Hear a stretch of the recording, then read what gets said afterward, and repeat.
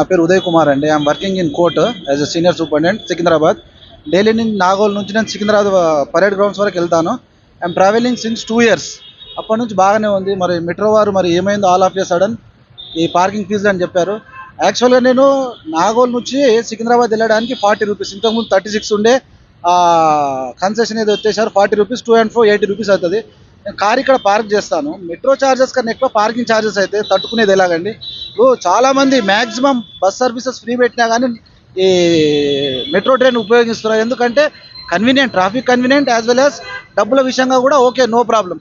కానీ ఈ విధంగా డబ్బులు మెట్రో ఛార్జెస్ కన్నా పార్కింగ్ ఛార్జెస్ ఎక్కువ అవడం అనేది చాలా తప్పు. గవర్నమెంట్ కూడా మన రేవంత్ రెడ్డి గారు కూడా దీంట్లో చొరవ తీసుకొని ఈ మెట్రో ప్రయాణికులకు మంచి జరిగే విధంగా చూడాలని చెప్పి మేము ఇమీడియట్గా ఉచిత పార్కింగ్ ఉండాలి, ఫెసిలిటీలు కూడా ఉండాలి. ఏదో ఫెసిలిటీలు ఇచ్చామని చెప్పేసి పార్కింగ్ డబ్బులు వసూలు చేయడం అది అన్యాయం అండి, చాలా అన్యాయం ఇది.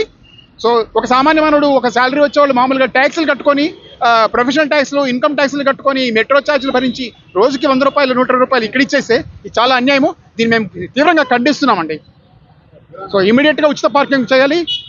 వాళ్ళు అనుకున్నటువంటి నిర్ణయాలన్నీ కూడా రద్దు చేసుకొని ఉచిత పార్కింగ్ కావాలి మాకు. మళ్ళీ 10 రూపాయలు 5 రూపాయలు ఇది కూడా నచ్చదు. ఇంతకుముందు ఉచిత పార్కింగ్లో చక్కగా ఉండే ఫెసిలిటీని ఎందుకు చెడగొట్టాలండి? చక్కగా ఉంది, ఆర్గనైజ్డ్గా ఉంది, చక్కగా ఎందుకు చెడగొట్టాలి? ఇది చాలా అన్యాయం. తప్పకుండా దీన్ని ఖండిస్తున్నాం మేమంతా కూడా.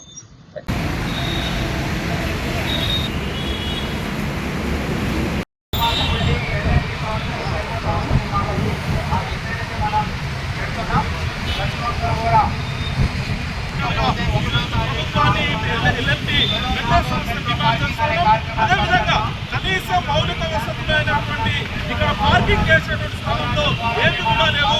అందుకోసం పార్కింగ్ స్థలంలో